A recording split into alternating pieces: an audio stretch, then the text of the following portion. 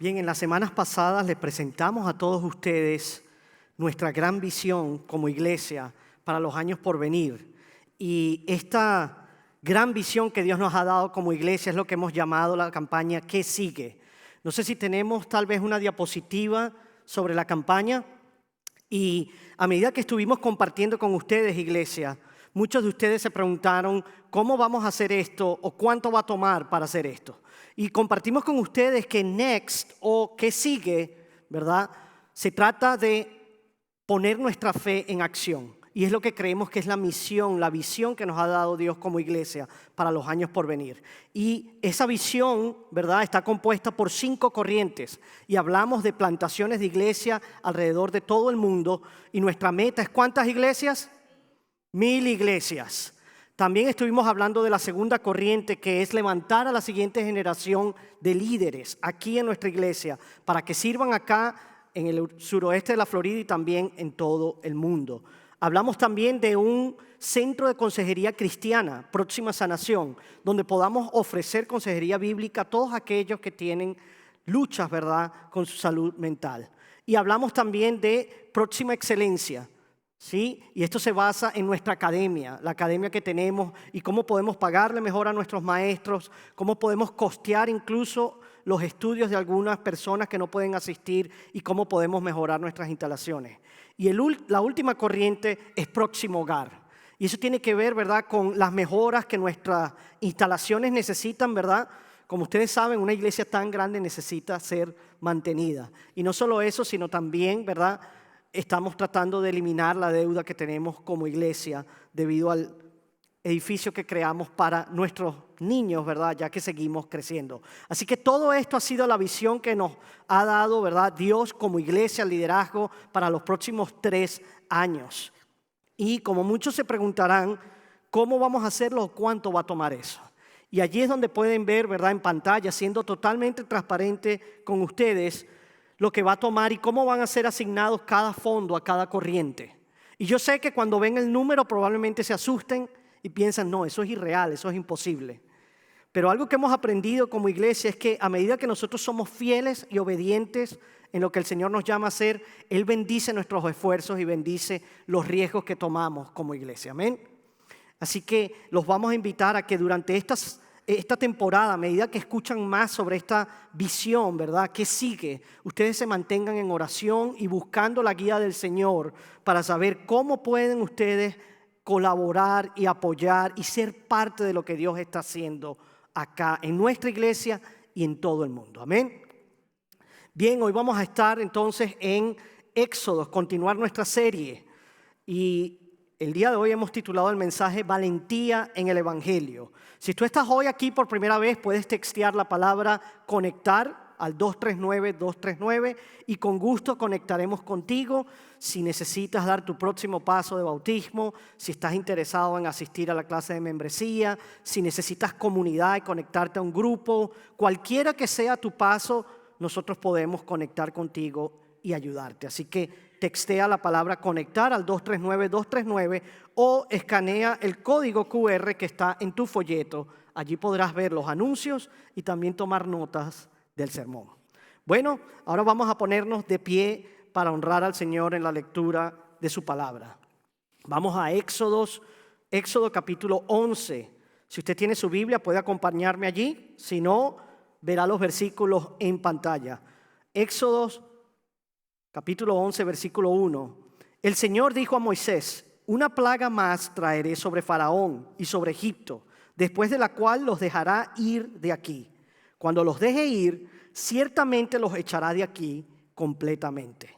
Seguimos versículo 4 al 6. Y Moisés dijo: así dice el Señor, como a medianoche yo pasaré por toda la tierra de Egipto y morirá todo primogénito en la tierra de Egipto, desde el primogénito de Faraón, que se sienta en su trono, hasta el primogénito de la sierva que está detrás del molino, también todo primogénito del ganado. Y habrá un gran clamor en toda la tierra de Egipto, como nunca antes lo ha habido y como nunca más lo habrá. Síganme, capítulo 12, versículo 12. Porque esa noche pasaré por la tierra de Egipto y heriré a todo primogénito en la tierra de Egipto, tanto de hombre como de animal. ejecutaré juicio contra todos los dioses de Egipto, yo el Señor. La sangre les será a ustedes por señal en las casas donde estén. Cuando yo vea la sangre, pasaré de largo, y ninguna plaga vendrá sobre ustedes para destruirlos. Cuando yo hiera la tierra de Egipto. Continuamos 29 y 32. Y a la medianoche el Señor hirió a todo primogénito en la tierra de Egipto, desde el primogénito de Faraón, que se sentaba sobre su trono, hasta el primogénito del cautivo que estaba en la cárcel, y todo primogénito del ganado. Faraón se levantó en la noche, él con todos sus siervos y todos los egipcios, y se oyó un gran clamor en Egipto, porque no había hogar donde no hubiera alguien muerto. Entonces Faraón llamó a Moisés y a Aarón aún de noche y dijo: levántense y salgan de entre mí, pueblo, ustedes y los israelitas, vayan y adoren al Señor, como han dicho. Tomen también sus ovejas y sus vacas, como han dicho, y váyanse y bendíganme también a mí.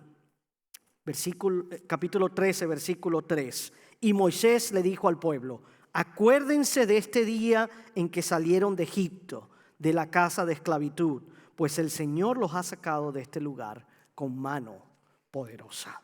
Amén. Pueden tomar asiento.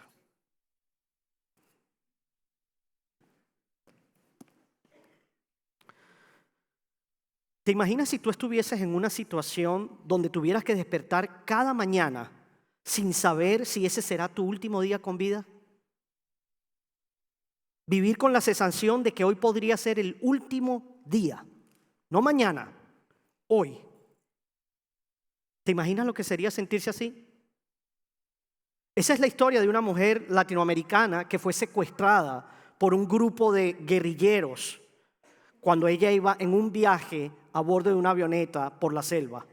Resulta que a medida que ella iba en la avioneta, esta avioneta fue interceptada y ellos obligaron a que aterrizaran allí en la selva. En cuestión de horas su vida cambió por completo. Ella pasó de tener una vida normal a estar ahora cautiva, aislada y vigilada, sin saber si volvería a ver a su familia. Y esta mujer pasó 373 días en cautiverio. No me estoy inventando la historia, es real. Pasó más de un año viviendo en la incertidumbre, sin saber si iba a morir, si iba a vivir, con hambre, enfermedad y un miedo constante a morir. Ella no sabía si un día la ejecutarían, si la abandonarían en algún lugar o si su cuerpo simplemente no resistiría tanta tortura. En su diario, allí en la selva, de hecho, escribió que cada noche se dormía pensando: tal vez mañana no despierte. ¿Te imaginas lo que es sentirse así? Vivir esperando la muerte. Pero entonces, cuando ya ella había perdido toda la esperanza, cuando pensó que ya no había ninguna manera de salir de ese lugar, fue cuando todo cambió. Y así un buen día, ella fue liberada. De nuevo, después de 373 días, en cuestión de horas, su vida cambió de nuevo. Pasó de ser prisionera, esperando morir, a volver a encontrarse con los suyos y abrazar a su familia. Pero más tarde ella dijo algo que fue muy impactante. Esto fue lo que ella dijo. Dijo: aunque yo salí del cautiverio, haber salido del cautiverio fue tan abrumador como estar en él. Es decir, su cuerpo había salido de allí de la selva, pero su mente todavía estaba prisionera allí en la selva. Todavía ella se estaba adaptando a vivir como una mujer libre, pero al menos ya no estaba allí en ese infierno. No puedo imaginarme el impacto emocional para ella. ¿Puedes imaginártelo? Ese impacto de pasar de vivir cada día bajo sentencia de muerte a descubrir que hay esperanza, hay vida, hay libertad. Y esa experiencia, ese impacto emocional que se produce al pasar de un anuncio de la muerte a la libertad, es precisamente la tensión que encontramos en este pasaje en Éxodo. Porque antes de que Israel saliera de Egipto en libertad, se les anunció algo muy, muy aterrador. Ellos recibieron un anuncio, y el anuncio es que la muerte llegaría a medianoche. Pero por más que suene aterrador, sería a través de la muerte que ellos serían liberados. Su libertad no vendría porque el faraón cambiara de corazón o de opinión, o porque ellos fueran lo suficientemente buenos para ganársela. La libertad llegó porque Dios mismo proporcionó una manera para que la muerte pasara por alto a su pueblo, para que ellos pudieran vivir. Y ese es el mensaje del Evangelio. Si tú eres cristiano, ese es tu testimonio. Así que hoy vamos a aprender que en la Pascua vemos y descubrimos que podemos tener valor en el Evangelio, porque vemos que Jesús tomó la muerte que tú y yo merecíamos para darnos una liberación que no merecíamos. Entonces veamos el primer punto. Jesús tomó la muerte que merecemos, pero que no recibimos, a través de la sustitución. Capítulo 11, versículo 1, dice: una plaga más traeré sobre Faraón y sobre Egipto. Dios tiene una plaga más, la prueba final que va a mostrar que Él es verdaderamente el Señor, que Él es sobre todo Dios y que es más poderoso que todos. Si recuerdan, las 9 plagas anteriores fueron ataques sistemáticos y un juicio contra todos esos dioses falsos de Egipto y contra el mismo Faraón. Dios prácticamente a través de 9 plagas les dio una paliza, pero la última derrota aún está por venir. Entonces, ¿cuál es esta plaga final? Capítulo 11, versículos 4 y 5. La muerte de los primogénitos de todas las personas y animales de Egipto, incluyendo la familia de Faraón. Recuerden, los egipcios creían que Faraón era la encarnación del Dios más grande, del Dios Ra, el Dios del sol. Por lo tanto, su hijo primogénito, su primer hijo, ese sería la siguiente encarnación de Dios. Entonces, esta plaga tiene un propósito. Y el propósito de esta plaga es demostrar definitivamente que Dios es el Señor. Pero ahora tendríamos que preguntarnos, ¿por qué los primogénitos? ¿Por qué escogería Dios a los primogénitos? Bueno, en la antigüedad, los hijos primogénitos eran la identidad de la familia. Una familia se identificaba en su hijo primogénito y de hecho el primogénito representaba todas las esperanzas y todos los sueños que tenía una familia para el futuro. El primogénito era, si se quiere, como el alma de la familia y por lo tanto asumía la responsabilidad espiritual por todos los pecados del hogar. El primogénito entonces pertenecía a Dios o era apartado para Dios como pago por el pecado de la familia. En algún momento Tim Keller dijo que Dios tomara a los primogénitos de Egipto era como si Él les dijera a ellos: ustedes me deben una deuda. Porque Egipto había pecado y le debía sus propias almas a Dios. Y eso se representa en sus hijos primogénitos. Ahora, uno pensaría que todo lo que los hebreos tenían que hacer era esperar, ¿cierto? Esperar que Dios hiciera lo que iba a hacer y luego ellos serían liberados. Porque hasta ese momento la mayoría de las plagas en Egipto habían estado dirigidas hacia los egipcios, no para los hebreos. Pero luego llegamos al capítulo 12 y allí en ese pasaje, en los versículos 1 al 11, nos damos cuenta que Moisés va a Gosén, a la tierra donde ellos estaban, y le cuenta a los hebreos sobre la plaga final de la muerte. Ahora, ¿por qué Moisés le contaría a ellos sobre esa plaga? Es porque ellos no estaban exentos. Los hebreos no estaban exentos de la plaga. De hecho, Dios allí en ese pasaje, en el versículo 3, le dice a Moisés: hablen a toda la congregación. Por eso Moisés le dice a cada familia que consiga ¿qué? Un cordero. Que vayan y consigan un cordero sin defecto, un cordero perfecto, y que lo lleven a su casa y que lo tengan allí durante 4 días con la familia. Que el cordero se convierta en la mascota de la familia por 4 días. Imagínense, eso olía peor que el cuarto de un adolescente. Y luego de haber tenido ese cordero allí por 4 días, debían matarlo.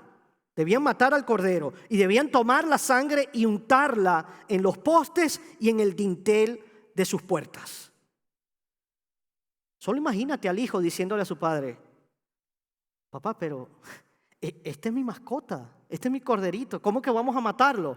Imagínate a un hijo que ya se ha encariñado con él. Eso no me parece muy justo, papá. Y el padre le responde, hijo, o eres tú o es el cordero. Porque el cordero era el que iba a morir en lugar del primogénito.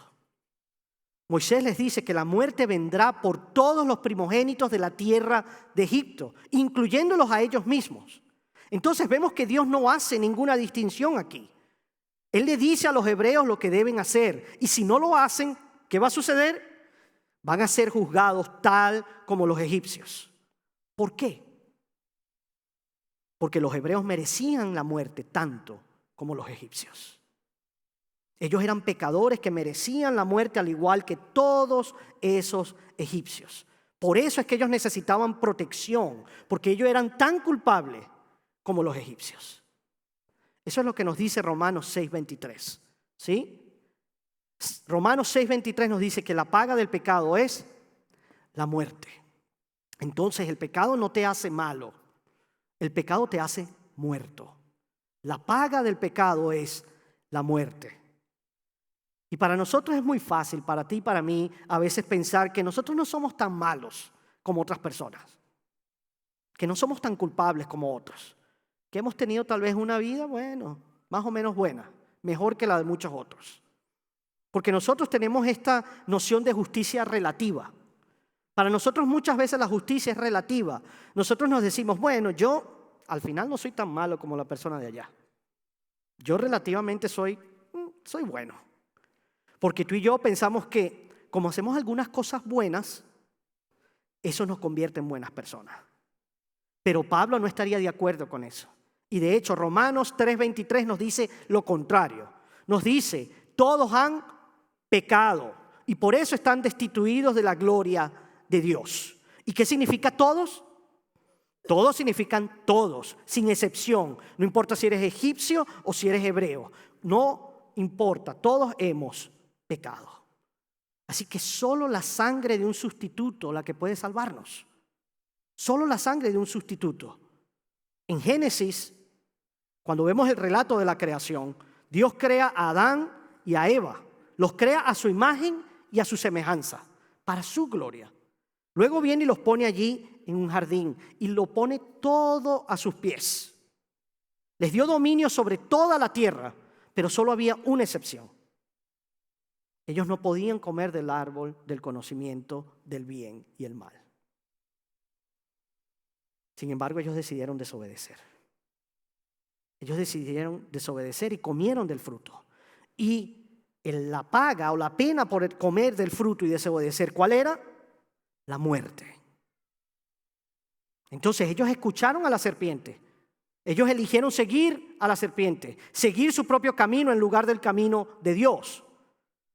Así que por haber seguido a la serpiente y haber pecado, Adán y Eva ahora se encuentran desnudos, avergonzados y corriendo a esconderse de su pecado.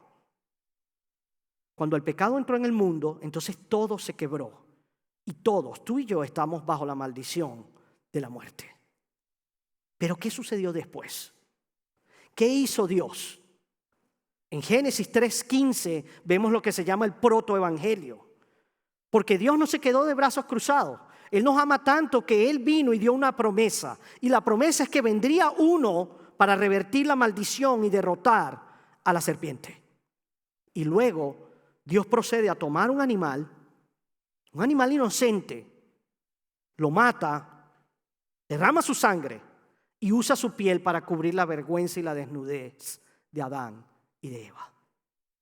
Es a partir de ese momento que Dios nos dice que la única manera de que los culpables sean perdonados es que el inocente muera. Un animal inocente había muerto. Y luego más adelante lo vemos nuevamente. En Génesis capítulo 22 sabemos que Dios llama a un hombre. Y este hombre, este patriarca se llama Abraham.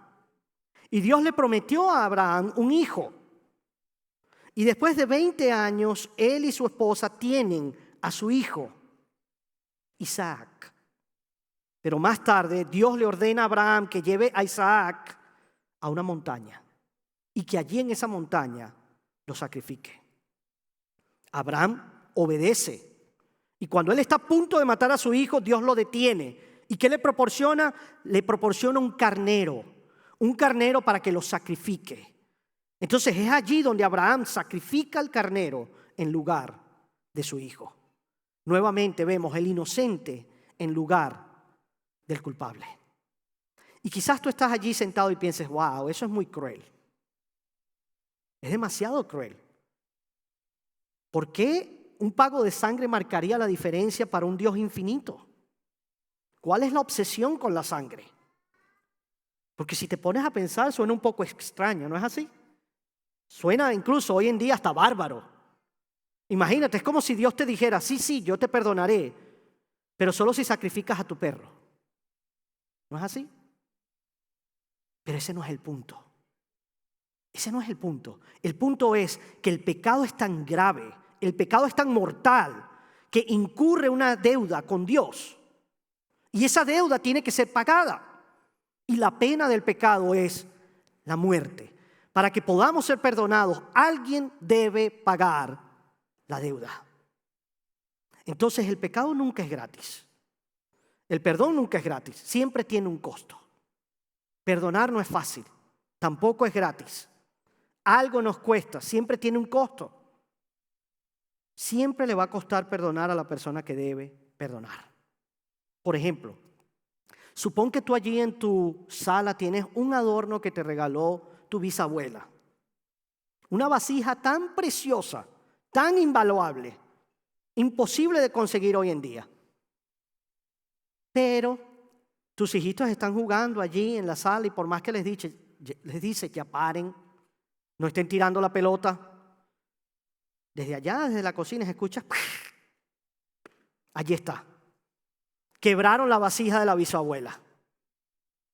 Entonces en ese momento tú tienes dos opciones.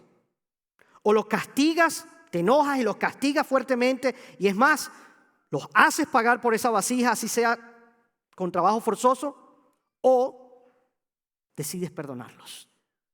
¿Sí? ¿Y qué pasa si los perdonas? ¿Qué es lo que te cuesta si los perdonas? Te costó la vasija de la bisabuela. Te costó tu adorno. Tú asumes la pérdida. No le haces pagar a tu hijo por la vasija y renuncias a castigarlo, a vengarte por amor a él. O imagínate que sea un amigo a quien tú le confiaste algo en secreto. Y luego viene esta persona y revela un secreto tuyo a otras personas. Entonces tú también tienes dos opciones. Una es alejarte y buscar vengarte de él, o la otra es perdonarlo. Y si lo perdonas, entonces asumes el dolor y aún así eliges mantener una relación con esa persona. El perdón nunca es gratis, siempre tiene un costo. Entonces seguimos viendo en el capítulo 12, versículos 29 y 30, dice, a la medianoche el Señor hirió a todo primogénito en la tierra. Y se oyó un gran clamor en Egipto, porque no había hogar donde no hubiera alguien o algo muerto. Ponte a pensar, el número de muertos era el mismo en todos los hogares de Egipto. Todos los hogares tenían un muerto. Había un cadáver en cada casa. La pregunta era un cordero o era una persona? Así ves que hay dos formas de pagar por el pecado. Una es pagarlo uno mismo. Otra es conseguir a un sustituto. El sacrificio del cordero representa lo que tú y yo merecemos por nuestro pecado.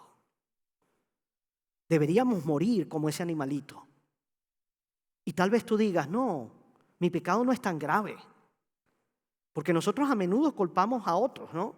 Por nuestros problemas, o nos enfocamos en cómo lo bueno supera lo malo. Sí, yo soy malo y a veces he hecho cosas malas, pero tú sabes, también he hecho muchas cosas buenas. O simplemente minimizamos lo que hacemos y nuestra responsabilidad. Pero Dios quería que el pueblo de Israel experimentara la realidad de su pecado. Él quería que ellos se dieran cuenta de lo que merecían. ¿Y qué era lo que merecían? La muerte. Lo peor que Dios podría hacernos, lo peor que Él podría hacernos a ti y a mí, es darnos lo que realmente merecemos. Pero Dios es tan amoroso y lleno de misericordia que no nos da lo que merecemos. No, al contrario, a través de su salvación, Él nos da una liberación que recibimos, pero que no merecemos. Y ese es nuestro segundo punto. Seguimos en el capítulo 12, versículo 2. Dice, este mes será para ustedes el principio de los meses. Será el primer mes del año. Dios le dice ahora a Moisés que la Pascua es un momento tan importante que Dios va a cambiar todo el calendario para que comience con ella. Ese será un nuevo comienzo para el pueblo. Ya no van a vivir según el calendario egipcio. Va a ser un día completamente nuevo. Un día nuevo, el día 1, el día de la libertad. Y Dios lo que está haciendo es cumplir las promesas que les había hecho. Si nos retrocedemos al capítulo 6 y vemos los versículos 6 y 7, nos daríamos cuenta que Dios hizo 4 promesas a su pueblo. 4 promesas. Él les prometió que vendría un nuevo día. ¿Cómo se los prometió? Número 1 les dijo, los sacaré de Egipto. ¿No es así? Número 2 les dijo, yo los libraré de esa esclavitud, del yugo egipcio. Número 3, Él les dijo, los redimiré con brazo extendido. Y número 4 les dijo, los tomaré para que sean mi pueblo. Ya no serán quienes siempre han sido. Ahora serán libres, serán míos para siempre. Y allí es donde vemos que por primera vez se introduce esta palabra, redimiré, redención. ¿Qué significa la redención? Nosotros usamos esta palabra, redimir, cuando queremos recuperar algo. ¿Sí? Recuperar algo o cuando canjeamos un cupón. Por ejemplo, cuando tú vas a una tienda y entregas un cupón, se dice que estás redimiendo el cupón. Y cuando tú haces eso, estás intercambiando un cupón y recibes algo de valor a cambio. Cada año, por ejemplo, mi esposa recibe un email, un correo electrónico de un restaurante que a ella le encanta, Olive Garden. Y cada año le llega allí su cuponcito con un postre gratis. Entonces ella entra al restaurante con mucha alegría para canjear su cupón y allí le dan su postre favorito sin costo alguno. Ella está feliz, yo estoy súper feliz, a ellos les cuesta dinero, pero a mí no me cuesta nada. Ese es el concepto de la redención. Y si seguimos aquí la historia en el capítulo 12, versículo 13, vemos que Dios les dice, la sangre les será a ustedes por señal en las casas donde estén. Cuando yo vea la sangre, pasaré de largo y ninguna plaga vendrá sobre ustedes para destruirlos. La única forma de escapar era a través de la sangre. No había otra forma. Allí vemos la Pascua, ¿sí? Y los eruditos dicen que este término, Pascua, puede traducirse como defender o proteger.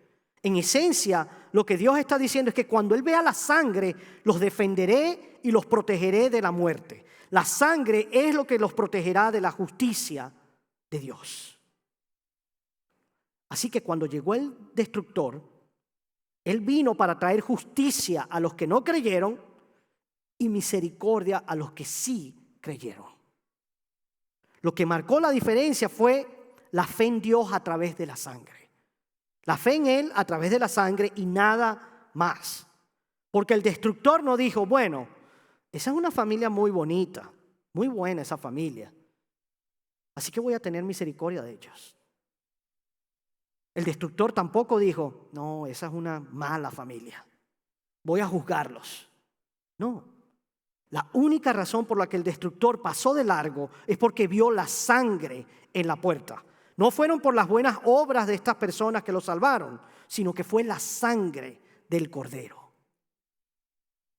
Si seguimos leyendo en los versículos 24 al 27, Dios les da una orden y les dice, guardarán esta ceremonia como ordenanza para ustedes y para sus hijos para siempre, cuando entren a la tierra que el Señor les dará, como ha prometido. Y cuando sus hijos les pregunten, ¿qué significa este rito para nosotros? Ustedes les dirán, es un sacrificio de la Pascua al Señor. Dios les ordenó que contaran su historia, que contaran esa historia de liberación a sus hijos y a los hijos de sus hijos para siempre, que transmitieran la historia de generación en generación. Porque Dios no quería que olvidaran el hecho de que una vez fueron esclavos en Egipto. Fueron esclavos, pero vino Dios, ¿y qué hizo? Los redimió y los liberó. No fue lo que yo hice, no fue lo que ellos hicieron, sino lo que el Señor hizo a través del Cordero. ¿Puedes imaginarte si tú estuvieses allí en esa noche de Pascua? Imagínate por un momento y viaja conmigo en el tiempo y estuvieses tú allí en esa noche y luego ves a dos amigos conversando. Carlos viene y le dice a Eduardo: hey, ¿ya tienes todo preparado? ¿Has puesto la sangre sobre los postes y el dintel de la puerta? Y entonces Eduardo viene y le dice: claro, yo no soy un idiota. Por supuesto que sí. Pero ¿tú crees que esto va a suceder? Quiero decir, ya han pasado 400 años. Las ranas, las moscas, bueno, eso fue extraño. Los días de oscuridad, eso fue aterrador, pero ¿realmente crees que Dios nos va a liberar? Estoy como un poco nervioso, ¿tú no? Entonces Carlos le responde: bueno, Dios nos dijo lo que debíamos hacer y también nos dijo lo que Él va a hacer. Yo ya lo he hecho, así que venga lo que tenga que venir. Ahora, esa noche, el ángel de la muerte recorrió toda la tierra. ¿Cuál de los dos hombres perdió a su primogénito? Ninguno. Ninguno. ¿Sabes por qué? Porque la muerte no perdonó a los dos por la intensidad de su fe. El hecho de que uno tuviese más fe que el otro no fue lo que marcó que fuesen perdonados. Porque ellos no fueron perdonados por la intensidad de su fe. Ellos fueron salvados y perdonados por la sangre del Cordero. Y los dos habían hecho exactamente lo mismo, aunque uno tuviese más fe que el otro. Y lo mismo ocurre con nosotros. La sangre del Cordero es lo único que silencia al acusador y a nuestras conciencias. ¿Cuántas veces hemos luchado con esas preguntas? ¿Cuántas veces has luchado tú personalmente con esas preguntas? ¿Me ama Dios de verdad? ¿Puede Dios perdonarme todavía? ¿Cómo puedo estar seguro? Bueno, la base de nuestra seguridad no está en nuestra bondad o en nuestra maldad. No está en cuán buenos somos, ni qué tan malos seamos. Tampoco está en nuestra moralidad, ni tampoco en la intensidad de nuestra fe. La base de nuestra seguridad es el objeto de nuestra fe. ¿Y cuál es el objeto? La sangre del Cordero de Dios. Esa es la base de nuestra salvación y nuestra fe. Como nos dice el apóstol Pedro en 1 de Pedro 1, 18 al 19. ¿Qué nos dice, iglesia? Ustedes saben que no fueron redimidos de su vana manera de vivir, heredada de sus padres, esa religión muerta, ese moralismo, con cosas perecederas como oro o plata. Es decir, no puedes comprar tu pasaje al cielo. Sino que ¿con qué fueron redimidos? Con la sangre preciosa, como de un cordero sin tacha y sin mancha. La sangre de nuestro Señor Jesucristo. Es gracias a la sangre de Jesús que no hay nada que tú puedas hacer que haga que Dios te ame menos. Pero a la vez, no hay nada que tú puedas hacer para que Dios te ame más.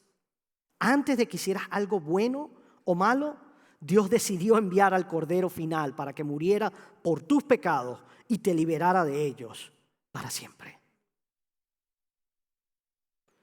Cuando la mujer que estuvo secuestrada por 373 días finalmente salió del cautiverio, en realidad nada a su alrededor cambió de inmediato. Todo seguía igual. Ella seguía igual. Todavía tenía que sanar. Todavía tenía que adaptarse. Todavía tenía cicatrices de lo que había soportado. Pero algo se había cambiado para siempre. Ya no estaba esperando ser libre. Ya era libre. Y lo mismo ha sucedido con todos aquellos que están en Jesús. Y ella no se ganó su libertad. Ella no negoció su salida. Ella no peleó por su libertad y ella no la merecía más que cualquier otro que se quedó atrás. Simplemente su libertad fue concedida y ahora ella vive en ella. Eso es exactamente lo que sucedió la noche de Pascua. Cuando terminó la noche, Israel seguía allí en Gosén. El faraón seguía en el trono. No sabrían qué vendría después ni cuántas batallas tenían que luchar. Pero algo sí había cambiado para siempre. La muerte ya no los estaba esperando a la medianoche. El cordero había muerto en su lugar y ellos estaban vivos. Y ya no eran esclavos esperando ser rescatados. Ahora eran un pueblo redimido, rescatado. Pero el Cordero de la Pascua solo los salvó esa noche. Ese Cordero solo podía salvarlos esa noche. No podía salvarlos para siempre. Porque ese Cordero no era perfecto. Ese Cordero era solo una señal. Era una señal que apuntaba hacia un Cordero mayor. Fue por eso que cuando Juan el Bautista vio a Jesús, él no dijo, ahí está el Maestro. Y tampoco dijo, ahí está el ejemplo. No, sino que dijo, ahí está el Cordero de Dios que quita el pecado del mundo. No es que cubre el pecado como el Cordero del Éxodo, lo quita por completo. Y aunque el Cordero tuvo que ser sacrificado, él no permaneció muerto. Él resucitó de entre los muertos y ahora está en su trono celestial, rodeado por millones de ángeles que lo alaban. Y todos cantan a gran voz: digno eres de tomar el libro y de abrir sus sellos, porque tú fuiste inmolado y con tu sangre compraste para Dios a gente de toda tribu, toda lengua, todo pueblo, toda nación, y lo has hecho un reino y sacerdote para nuestro Dios, y reinarán sobre toda la tierra. Y más tarde en Apocalipsis 13:8, Juan nos dice, nos habla de un libro de la vida que se llama el libro de la vida del Cordero que fue inmolado. Y en Apocalipsis 20:15 continúa su idea y nos dice Juan que todo aquel cuyo nombre no se encuentra escrito en el libro de la vida será arrojado al lago del fuego. Finalmente en Apocalipsis 21:27 Juan nos dice, jamás entrarán en ella, en la nueva Jerusalén, en el cielo, en la tierra, nada inmundo, ni el que practica abominación, ni el que practica la mentira, sino solo aquellos cuyos nombres estén escritos en el libro de la vida del Cordero. Pero aquí es donde está el problema. Mi problema, tu problema, es que yo sé que soy impuro. Es que sé que soy indigno. Es que sé que no me merezco nada. Entonces, ¿cómo es que puede estar mi nombre? ¿Cómo es que puede estar tu nombre? ¿O cómo puede estar el nombre de cualquier persona escrito en el libro de la vida del Cordero? La respuesta es simple. Tu nombre, mi hermano y hermana, tu nombre no está escrito allí por lo que tú eres o por lo que tú hayas hecho, sino por quién es Jesús y porque Él ha hecho algo por ti. Es por eso que en Apocalipsis capítulo 7, versículos 9 al 10, Juan dice, después miré y he aquí una gran multitud de todas las naciones que clamaban a gran voz, la salvación pertenece a nuestro Dios que está sentado en el trono y al Cordero. La salvación pertenece al Señor. No ganamos nuestra libertad. No podemos luchar por ella. Solo tenemos que confiar en el Cordero y vivir en ella cada día, gracias a lo que Él hizo por nosotros. Entonces te pregunto hoy, ¿has puesto la sangre de Jesús sobre los postes de la puerta de tu vida? ¿Vives cada día descansando en lo que el Cordero de Dios ha hecho por ti? ¿Es el Cordero de Dios el centro de tu vida? así como es el centro del universo en el cielo y por toda la eternidad? Esas son las preguntas que tienes que responder hoy. Quizás este mensaje te haya parecido personal, y es porque lo es. Dios no está hablando simplemente a una multitud hoy. Dios te está hablando a ti, a tu corazón. Porque la realidad es que todos hemos intentado vivir a nuestra manera. Todos hemos tomado decisiones sin Dios. Todos hemos tenido que cargar con la culpa, con la vergüenza. Todos tenemos algo roto por dentro.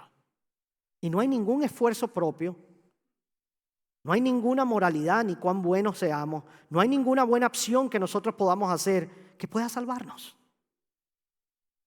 Pero la buena noticia es esta: Jesús tomó nuestro lugar. Él llevó nuestro pecado a la cruz. Él murió por nosotros y resucitó, venciendo al pecado y a la muerte. Y ahora Él ofrece perdón y vida nueva a todo aquel que cree en Él. Y la Biblia dice que la respuesta es arrepentirse y creer.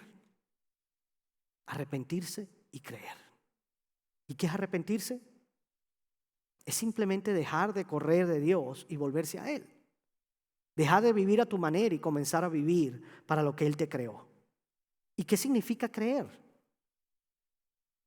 Es simplemente confiar en Jesús. No solo que Jesús existió, sino que lo que Él hizo fue por ti.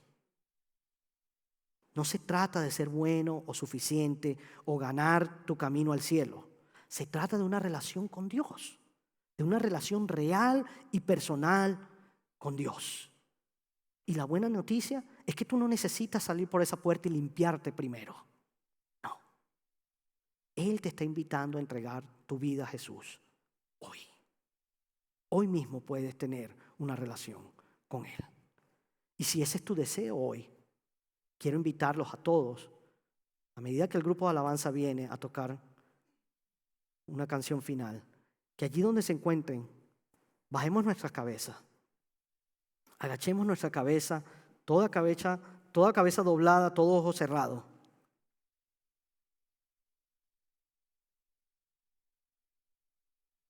Y si tú hoy sientes que el Señor te está llamando, si hoy tú no quieres salir por esa puerta igual, si no quieres salir, si no quieres irte como entraste, entonces ven a Jesús, que Él te está esperando. Si ese es tu deseo hoy, responder a la invitación de Dios, arrepentirte, dejar de vivir a tu manera y seguir a Jesús, confiar en que ya no tienes que seguir esforzándote ni limpiándote a ti mismo, porque Él ya lo hizo todo en la cruz y resucitó por ti. Si tu deseo es entregar tu vida hoy a Jesús, entonces ora esto, allí donde tú estás, en lo privado, ora esto con sinceridad. Y no hay nada mágico en la oración, es simplemente una manera tuya de decirle al Señor que hoy entregas tu vida a Él. Allí donde te encuentras, ora algo como esto: Señor, sé que he pecado y no puedo salvarme por mí mismo. Creo que Jesús murió por mí y resucitó. Me arrepiento de mi pecado y confío en ti. Perdóname y dame vida nueva. Amén. Y si has orado eso con sinceridad, entonces Dios te ha escuchado. Dios te ha escuchado y tu nueva vida empieza el día de hoy. Así que si tú has orado eso esta noche, esta tarde, si has puesto tu confianza en Jesús, ven adelante, queremos orar por ti. Pongámonos de pie. Y si hoy has entregado tu vida al Señor, da un paso adelante y déjanos saber. Queremos orar por ti, queremos regocijarnos contigo, queremos celebrar contigo. Jesús no dio su vida por ti en público para que nosotros vivamos una vida de temor y escondiéndonos. Así que sé valiente. Sé valiente. Si hoy has entregado tu vida al Señor, da un paso al frente y permite que oremos por ti.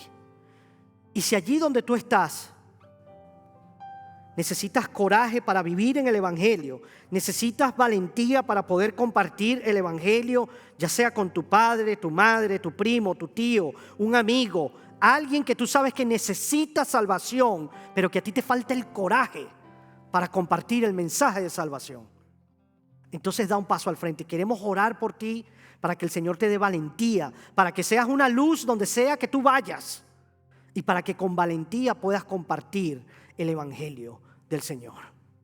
Si hoy has entregado tu vida al Señor, tenemos consejeros aquí al frente que orarán por ti y luego te llevarán atrás para tomar tus datos, porque con mucho gusto queremos acompañarte y ayudarte en este camino juntos para que tú crezcas y des fruto para nuestro Señor. Padre, te damos gracias por estos hombres y mujeres que han respondido a tu llamado hoy. Y Señor, si hay algún otro acá que no ha tenido la valentía de venir al frente, Señor, que se dirija a alguno de los líderes y nos deje saber que hoy ha tomado esa decisión de seguir a Cristo. Y si hay algún otro acá que duda de su capacidad, que no sabe si puede hacerlo, que no sabe si puede ser un ejemplo, un discipulador de otros, que tú le des la valentía y le recuerdes que así como tú estuviste con Moisés, tú estás con ellos. Así que, Padre, te damos gracias por lo que tú has hecho, por esta obra maravillosa. Y tu palabra dice que lo que tú has comenzado, tú vas a llevar a completación hasta el final. Es en tu nombre que oramos, Jesús, y te damos gloria. Amén y amén. Iglesia, alegrémonos y cantemos al Señor esta próxima alabanza. Amén.